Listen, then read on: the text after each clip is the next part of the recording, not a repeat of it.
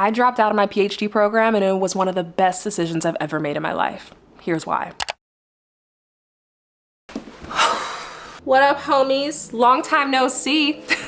I am so excited to be making this video. I've been thinking about making this video for the last couple of months now since I decided that I was going to master out of my PhD program and not continue for the full PhD degree. And I think this is something that absolutely doesn't get discussed enough, and so we need to discuss it. This video will be helpful for anyone who is currently in a PhD program thinking about dropping out, but like you're kind of struggling with it or you're not really sure. Watch this. This video will also be really helpful for people who are thinking about getting a PhD. Maybe they're interested in it, but they kind of want a better sense of the pros and the cons of going down that route. Keep watching. And also, of course, just for folks who are generally interested in the life of a PhD student, I graduated from Cornell University in May of 2020, and I went straight into a PhD program as a newly minted 21-year-old, which is not normally the path that most people take. Most people take a little bit of time off before they pursue a PhD. I was not one of those people. I was like, I want to have my PhD by the time I'm 25, 26 years old, which is very ambitious, but I was young and had energy then, and that seemed reasonable at the time. But as we know, 2020 was not a good year for anyone. The beginning of the panorama, so my entire first year of grad school, was online, which was a very weird way to enter this entire moment of my life. I would say pretty early on, I suspected that this might not be the route for me, but I'm the kind of person where if I sign up for something, I want to see it through to the end. It took me a long time to get to the point where I decided to actually not pursue the PhD and just leave with my master's degree, which I finished literally 2 weeks ago, so hey. But I want to talk to you about some of the things that drove me to this decision, because they might ultimately drive you to do the same. Or maybe you won't care about these things and you'll realize that these are not deal breakers and you want to pursue the PhD. I'm not trying to convince anyone to go down any particular route. I just want to empower people with more information so you can make the choices that are best for you and for your life. One big reason that I ended up leaving my PhD program was because of the financial burden of being paid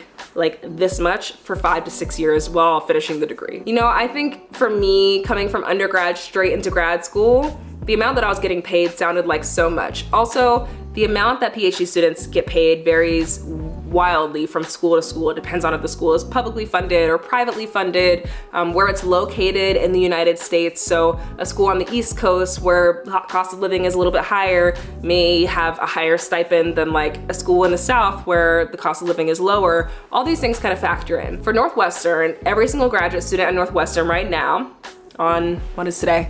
April 6th of 2023 is being paid $35,000 a year.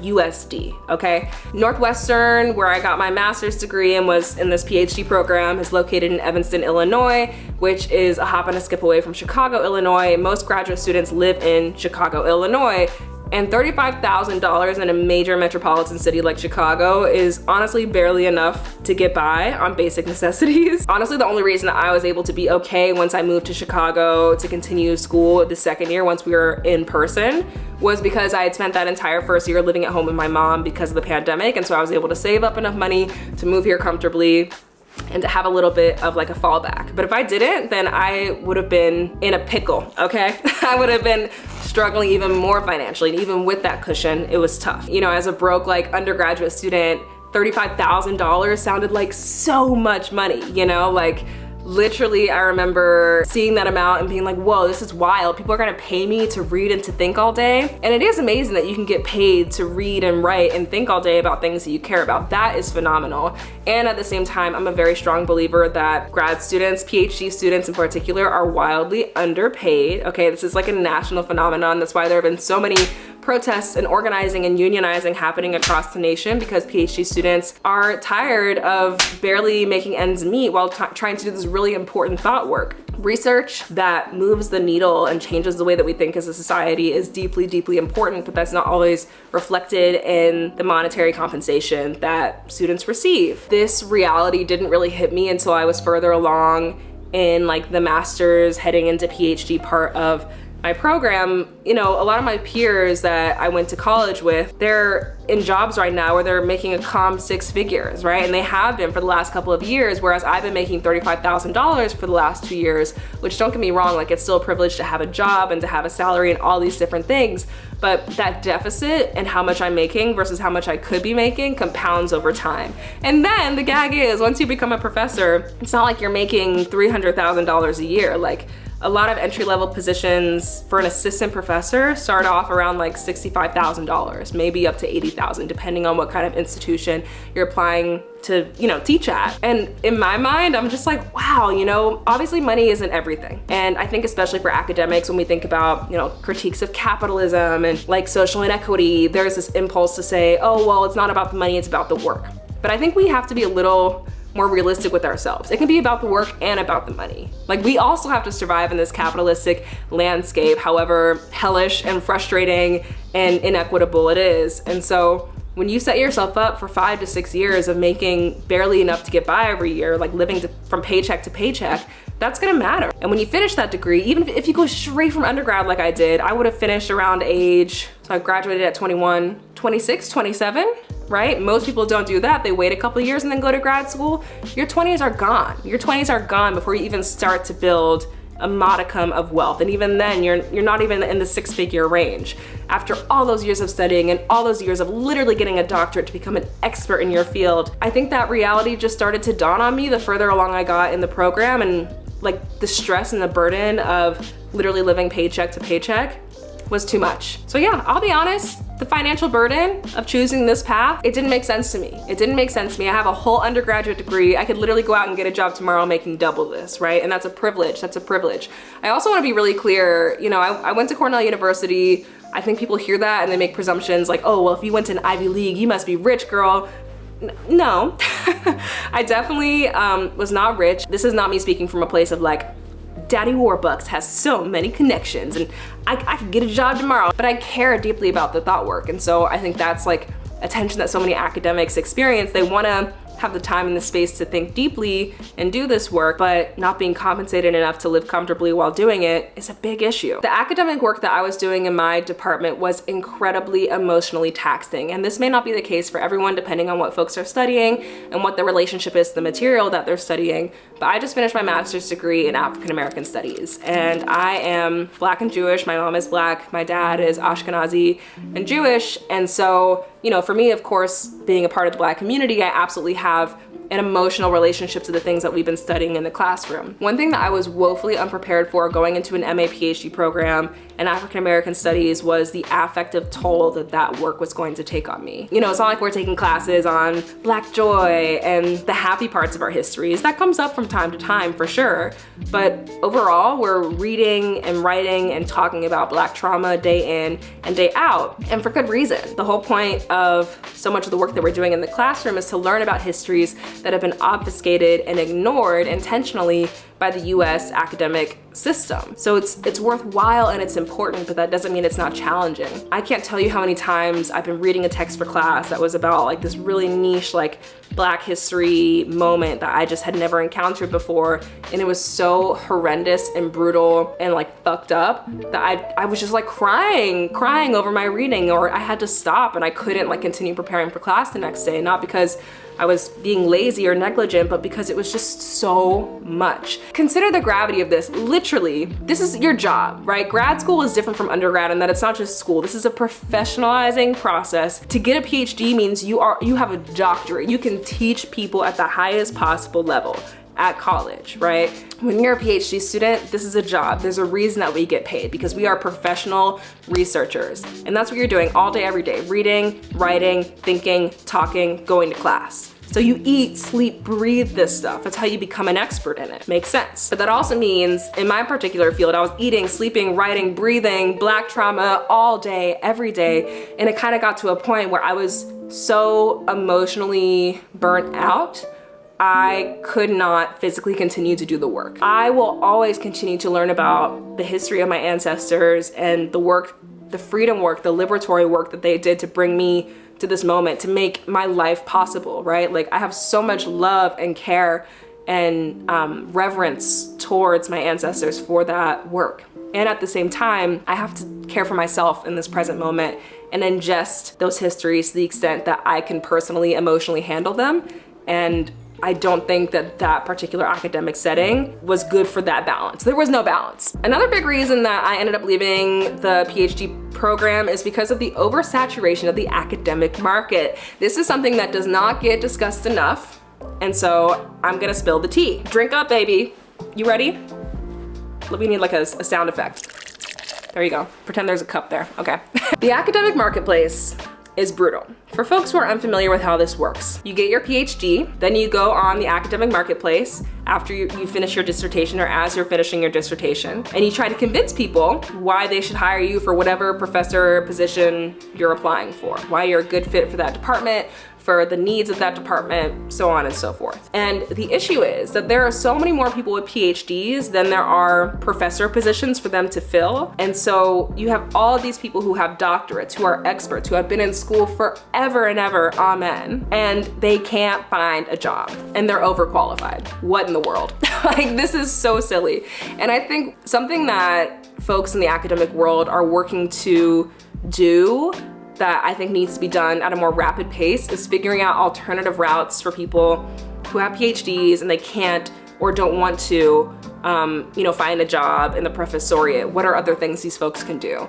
I can't speak as much to STEM because I'm more of a humanities girly, but I know there have been more conversations in the humanities about using a PhD to go into museum curation or humanities-based research. There's definitely stuff that you can do with a PhD that doesn't make you a professor, right? Like, that's not the only route. But traditionally, most people get a PhD to become professors. And say you're one of the lucky people, right, who gets an assistant professor position. The income can vary pretty widely depending on, again, public university, private university, small liberal arts college, large private liberal arts STEM-y college, right? Like, all these things impact how much you get to make as a professor. And even at like a big private institution like Northwestern University, as a first year assistant professor, you might be making $65,000 to $80,000. So you're not even hitting the six-figure mark after literally having the highest possible degree you can receive in this area, in this subject matter. What the hell? What the hell? That's so silly. That's so silly.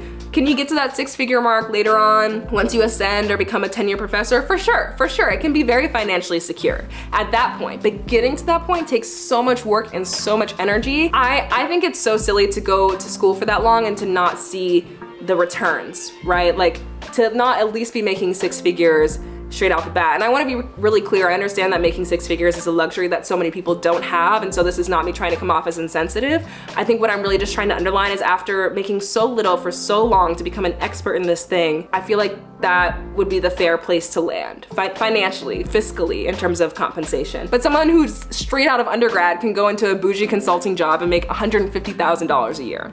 Make it make sense. Make it make sense. The humanities are so undervalued, it's actually wild. STEM folks, let me know if that's the case for you. Maybe y'all are making a high six figures straight out of that PhD. This might be a humanities problem. Another reason that I left my PhD program is because I realized that I didn't want a career in the academy. When I spoke to PhD students when I was an undergrad and considering getting a PhD, I remember asking them for their insights and advice, and they gave me one amazing piece of advice that in hindsight, I just completely ignored. I would say one of the best pieces of advice that I got about grad school, about getting a PhD in particular, is that this is not undergrad 2.0. This is a distinct professionalization process that is preparing you to become a professor. I want you to let that sink in because that is so crucial. If you're anything like me, I've loved school my whole life. I've been good at school my whole life. I've always enjoyed working hard at learning and thinking deeply. Like, that is just part of how I move in the world. So the idea of more school felt safe and comforting to me because I already know how to do that. But I kind of quickly realized when starting the master's part of this PhD program that this was a whole different beast. I was being taught how to teach, right? In addition to learning, I was being taught how to teach. I was being professionalized. And I think that's kind of when I started to realize, I don't know that this is the path that I want to go down. I love school, but do I want to be a professor? Because these are kind of two different things. Also, you shouldn't get a PhD if you just want to do more school while you figure out what you want for yourself, you know? Like a PhD is a big commitment, and not every PhD program has a master's component. I think I got really lucky in that my program is a master's PhD program, right? So even though I finished coursework and decided I didn't want to get the PhD, I'm still leaving with a master's degree. Like I have a master's degree literally right now, which is amazing, incredible, and I got paid to get my master's degree. But there are some programs that are just the PhD. So say you get 2 or 3 years in, you're like, this isn't for me. I was just trying to do more school, but I'm being professionalized and I don't want to be a professor. Well, then you leave and you have nothing. So I feel like I got very lucky in this scenario, but not everyone ends up in a situation where they get to walk away with a degree and then they've spent that time doing important work and definitely walking away with personal enrichment, but not having something physical to show for it. You know, I think another reason for me that a PhD was not the right path is because I'm very focused on impact, right? Like having the largest impact possible. And something about academia to note is that it can be very insular and it can be very small. You know, if you're an expert in like a very niche field, it might be you and 50 other scholars writing about this thing, thinking about this thing, publishing in a handful of academic journals about this thing, using very inaccessible language and jargon that the average person will literally like not understand. They'll have no idea what the heck you're talking about. Or even being in the classroom, it's really small, it's really intimate. I know for my cohort in this particular department, there are 5 of us.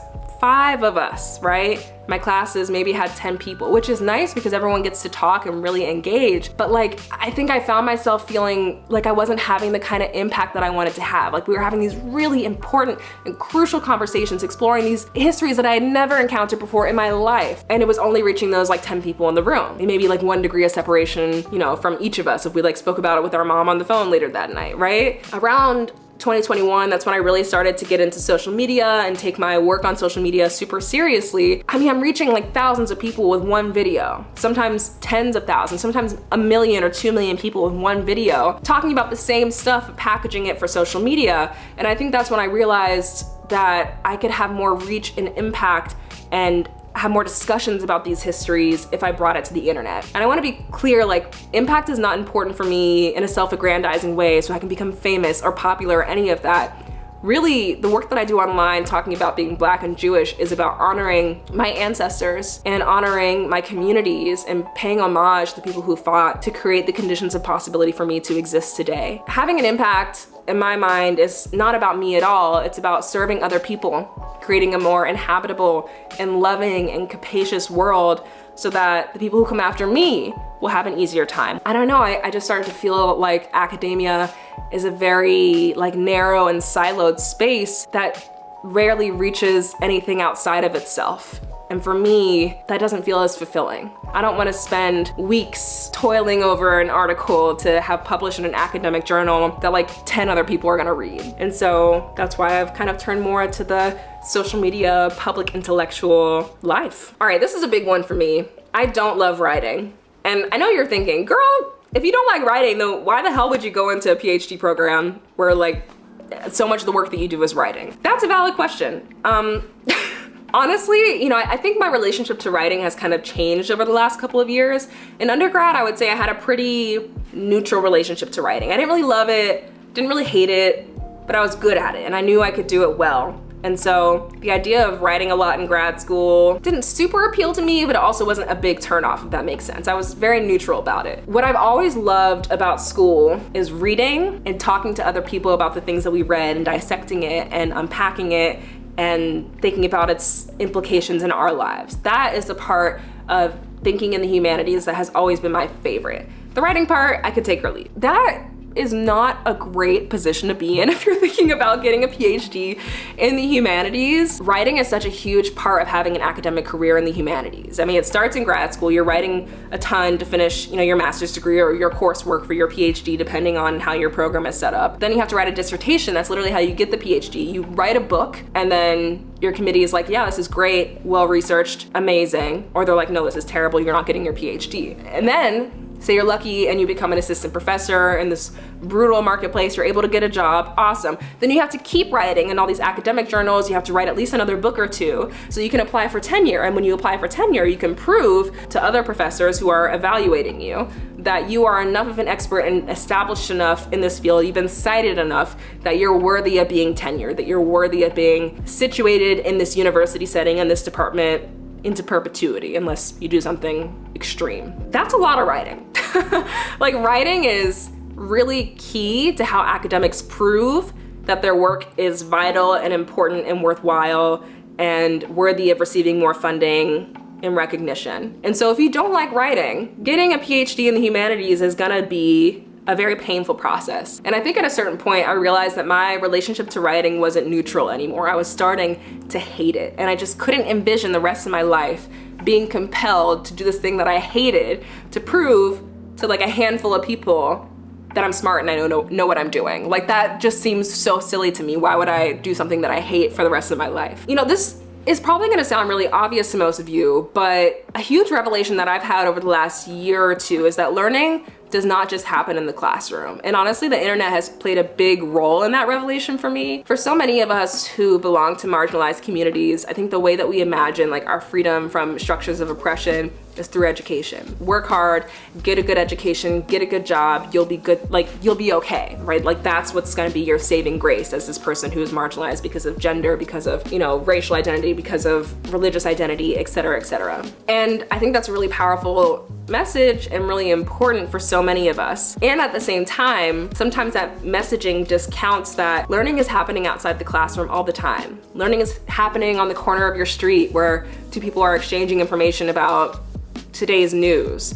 Learning is happening in your living room when you're on the couch reading a book about the caste system. Learning is happening when you're scrolling through TikTok and you see like one cool, really informative TikTok about a history you'd never encountered, and now after 30 seconds you know what that is and you can share it with other people. Learning is happening everywhere all the time when you open yourself up to it. And it's okay if learning in the classroom doesn't feel good to you anymore, or if learning in the classroom is not lighting you up in the same way as learning in other spaces. And I think this took me some time to make peace with, because I've hinged so much of my identity on my ability to perform academically. What does it mean to learn without performing that learning for other people, without demonstrating brilliance to other people for validation? But it can be done, it's done all the time. Learning should be a lifelong process. It shouldn't just be in college or in grad school.